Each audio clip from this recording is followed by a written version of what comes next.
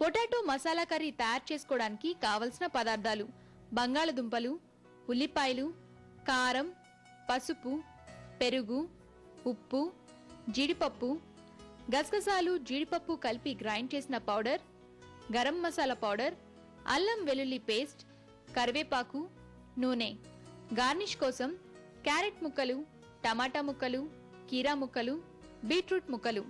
Potato masala curry తయారు చేసే విధానం: ముందుగా స్టవ్ మీద పాన్ పెట్టుకొని 2 టేబుల్ స్పూన్ల నూనె పోసి అది కాగాక 1 కప్పు ఉల్లిపాయ ముక్కలు, 2 టేబుల్ స్పూన్ల మసాలా పౌడర్, 2 టేబుల్ స్పూన్ల జీడిపప్పు వేసి అన్నీ ఫ్రై అయ్యాక ఉడికించిన బంగాళదుంప పేస్ట్ 1 కప్పు వేసుకొని 2 నిమిషాలు ఫ్రై చేసుకోవాలి. ఆ తర్వాత అరకప్పు నీరు పోసుకొని అన్నీ బాగా కలిసేలా కలుపుకోవాలి.